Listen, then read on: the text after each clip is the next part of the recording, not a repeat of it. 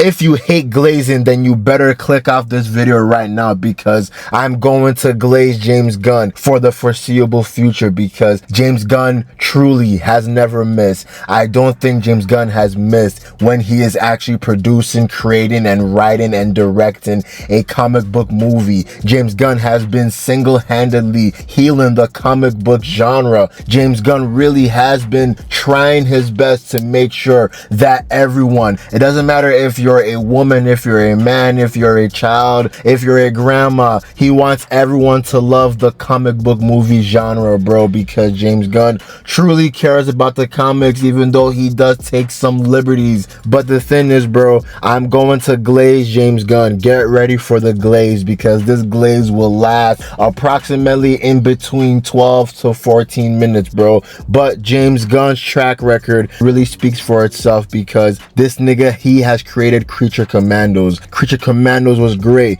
Guardians of the Galaxy Volume 3 was great. Guardians of the Galaxy Holiday Special was pretty good. Superman was peak. Peacemaker Season 1 was peak. The Suicide Squad was peak. Guardians of the Galaxy Volume 2 was peak. Guardians of the Galaxy Volume 1 was great. James Gunn's track record is truly insane. This man, I don't think he sleeps. I don't think he eats. I don't think this nigga even breathes. I don't think James Gunn has oxygen in his lungs, because this man does not stop. Because you have to realize that right now, currently in our current status quo, James Gunn is currently almost done writing the Superman sequel. Does James Gunn sleep? And the thing is, all of his projects have been great, and I can't lie to you, bro. James Gunn, this nigga really saved DC, because as soon as I watched the Suicide Squad, I knew we were in good hands, bro. And then when I watched Peacemaker Season 1, I knew James Gunn could revitalize the DC brand, because James Gunn, he loves the wacky stuff. He loves the obscure characters. He loves the lore. He loves the comic book accuracy. Like I said, even though he does take some liberties in changing a lot of things from the source material, James Gunn will still keep the core elements of these characters into his projects. He will still bring these core elements and he will place them onto his projects, because, bro, there are a lot of references to the comics that James Gunn really did in Peacemaker Season 2 Episode 1. Before I even talk about the story of the first episode, I need to talk about the White Rabbit, because Peacemaker, in the beginning of the episode, he wants to go to meet the Justice Gang, because Peacemaker, he really wants to join the Justice Gang. Peacemaker is a very big fan of the Justice Gang, even though they really look down upon Peacemaker. Peacemaker looks up towards the Justice Gang, and once Peacemaker, he is about to enter the door, he's about to open the door, because Adebayo dropped him off for this interview.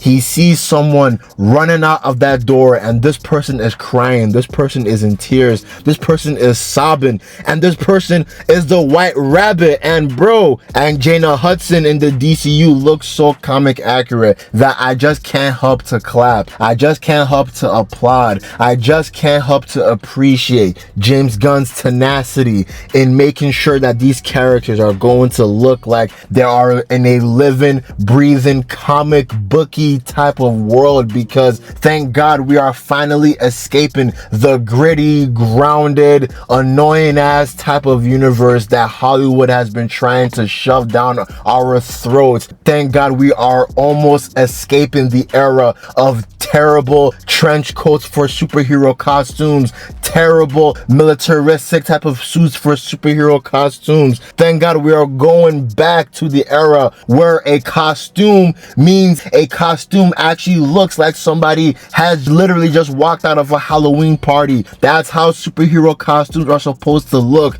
They're supposed to look wacky. They're supposed to look crazy. And even though Jaina Hudson is not a superhero, she's a supervillain, this applies to the supervillains from the comics. They need to look wacky. They need to look like they are literally ripped out of a comic book. So thank God that the White Rabbit's costume literally is 99% comic accurate. The only inaccurate thing is the cloth on her neck, because in the comics it's actually white, while in the TV show it's purple. But bro, I don't really care. She looks damn near 1-to-1, 100% comic accurate. Now, the other thing I want to talk about, and this is actually still going over the same plot point that I'm trying to convey to you guys, that James Gunn really cares about these comics, is when Peacemaker, he goes into the other pocket dimension, right? Briefly, he is looking at the accomplishments that his other counterpart has done, and his other counterpart, he is actually a part of the top trio, and the top trio are great heroes in this universe. They are beloved heroes, and they defeat all types of creatures, and one of these creatures that they defeated is the rainbow creature. And if you don't know who the rainbow creature is, you're going to have to go all the way back, decades back, half a century back, to the DC publication history, because the rainbow creature is an old, and I mean a very, very old Batman and Robin villain, bro. This nigga literally is from like the pre-Crisis era. This nigga is literally from possibly the pre-original Justice League era, where we saw the likes of Hal Jordan and Barry Allen debut. And this nigga is probably from the Alan Scott era, bro. And when we look closely at the rainbow creature's design, I'm pretty sure this nigga looks comic accurate. You can see the red, orange, yellow, green, blue, purple. It's literally looking like as if he was ripped out of the comics, even though it's pretty blurry. Then, even though we don't see the Ultra Humanite, James Gunn mentioned the Ultra Humanite, because in this universe, the top trio, they saved Gotham by defeating the Ultra Humanite. So that means we're gonna get the Ultra Humanite in the DCU, bro. The Ultra Humanite is one of Superman's earliest villains. That shit is crazy, bro. I sound like a fucking geek right now, but bro, I'm geeking, bro, because I have been waiting for a very long time to witness the entire universe that I've loved growing up finally being adapted in the way that they're supposed to be adapted. They're supposed to look wacky. They're supposed to look crazy, and they're not supposed to look like so cool or so relatable. These are comic book characters, bro. They're supposed to look like they're comic book characters. So thank God we are escaping this era, bro. Now, I'm done talking about the comic book references. Let me talk about the DCU references. So the first reference of the DCU that is actually proven that this universe is a real cohesive universe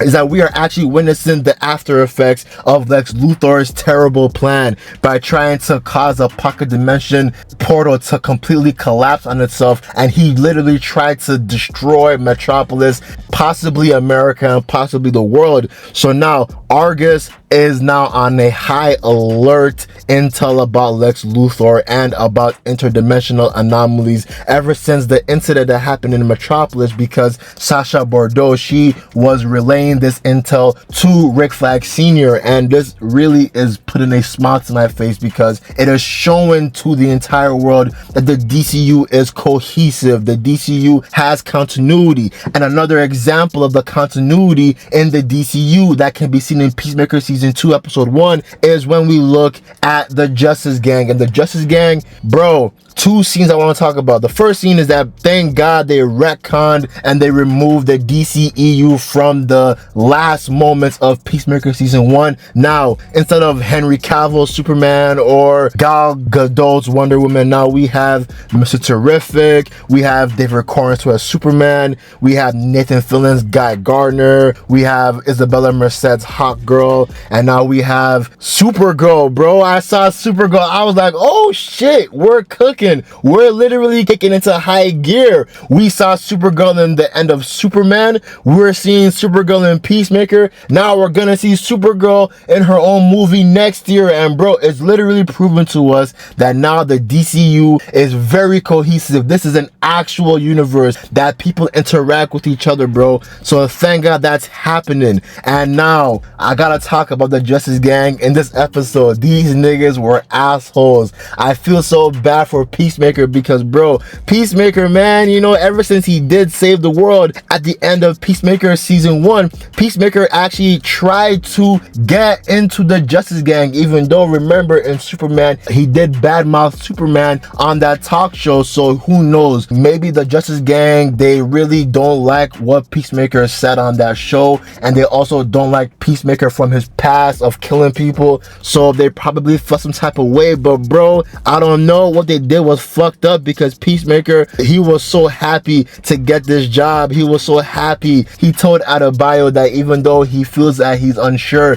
he has always wanted this is like his dream job, and Adebayo was rooting for him. But Peacemaker, he walked inside, right, and bro, instantly Maxwell Lord and Guy Gardner and Hot Girl were just hoeing this man, bro. They were grabbing him by the balls because Max Lord thought that the audio was turned off. The thing is, the audio was not turned off. Max Lord did not realize that Guy Gardner did a horrible job in setting up this entire place. This place is in a dingy, disgusting type of warehouse, so the technology is ass, and they were bad mouthing Peacemaker. They were talking so much shit. They were saying that Peacemaker sucks a lot of dick. And Hot Girl was talking about she wanted to make her butt bigger by eating popcorn. And bro, they did not care about Peacemaker's interview. They didn't care about whatever he had to say. And Peacemaker finally spoke up. He said like, bro, your audio was on the whole time. I heard you guys talking about how you guys wanted your butts to get bigger, but I also heard you guys talking so much trash about me. You guys talk so much shit about me. And before Maxwell Lord could even realize that they were in the wrong for talking so much shit, and Max Lord even realized that they were in the wrong for talking a lot of shit about the White Rabbit, Peacemaker stormed out. He was angry. He walked away, and he now went to Adebayo, and he was mad. He was almost put into tears. And that shit is crazy, bro, because Peacemaker, man, this was his dream job. And then after all this, we're seeing a parallel in between Peacemaker's life and Jennifer Hardcore's life, because Hardcore, she also got denied because, bro, a lot of government intelligence agencies have been denying Hardcore ever since Adebayo released to the public that her own mother, Amanda Waller, was completely destroying a lot of lives. And remember, Hardcore was working for Amanda Waller, and Adebayo too was working for Amanda Waller. So even Adebayo is having a hard time getting a job, but Hardcore, she is getting denied front, left, and center. So her life is mirroring Peacemaker's life. And even though when they actually met together again in Hardcore's kitchen, it didn't really amount to anything because Peacemaker said the wrong thing. They got into a small argument, even though Peacemaker was trying to ask, yo, so what did our last encounter mean? Because they kissed on a boat or a yacht party. So Peacemaker's day has been horrible. He has been so sad. So he goes home, he starts to do coke, starts to smoke weed, starts to drink alcohol. Then next thing you know, one thing leads to another. Now he's in an orgy party, and in this orgy party, I think it's in his home or something, he drunkenly goes to the pocket dimensional door. He opens the door, he walks inside. But the thing is, before this scene started, in the beginning of the episode, Peacemaker accidentally stumbles upon this universe. He met his dad from the other Earth. So Peacemaker, he drunkenly goes into this universe. He is seeing this universe for what it is, and this universe is perfect. This universe is a complete opposite of how his life is. His brother's alive. Peacemaker did not kill his brother in this universe. His dad's not a racist. His dad's actually a cool dad. His dad's actually a loving dad. They all have a good relationship. They all have a strong family bond with each other. And Peacemaker, he wants this. He needs this. He needs an escapism. He needs somewhere that he could go that is not his current life. He wants this universe. But the thing is, he is now confronted by his other counterpart, as Peacemaker is looking at a picture, and this picture is showing that Hardcore and Peacemaker are lovers in this universe. The other Peacemaker attempts to kill our Peacemaker, but then this fight now actually bleeds into the pocket dimensional type of garage that harbors all of these doorways into other pocket dimensions. I like seeing the other universe Peacemaker using his jetpack to fly into Peacemaker and to speed blitz him, to tackle him, came to punch him. They were going crazy, but our Peacemaker was so shell-shocked, he was so scared, he was so stunned that he didn't really know how to compute what was going on. So he was trying his best to defend himself, but the thing is, the fight got too out of hand. He not touched the other Peacemaker's chest, and this caused the other Peacemaker to fly up in the air, and then he now got impaled. And then, bro, when I saw this shit, I was like, damn, Peacemaker just killed the other universe Peacemaker. So now, what will this mean? Will this mean that Peacemaker, he is going to have to masquerade as the other Peacemaker? I'm pretty sure that's where they're going for, because Peacemaker right now, he is not trying to leave this universe. This universe has everything he wants. But bro, Peacemaker season 2 is peak, bro. I've glazed James Gunn long enough. This video right now is too long right now. The glazing must end at some point. But bro, if James Gunn keeps on continuing, I think the glazing might just continue, because this episode was peak. So I'm going to be 100% blunt with you, and I'm going to make a prediction that the next episode is going to be peak too. So get ready for more glazing, because this nigga James Gunn, he doesn't sleep, he doesn't stop. This nigga is not going to quit until he actually revitalizes the DC brand, bro. And I'm happy for that. So as long as he's helping out the DC brand, I'm going to be glazing this nigga, man. But that's the end of the video. What do you guys think of this episode? But I'm out. Peace.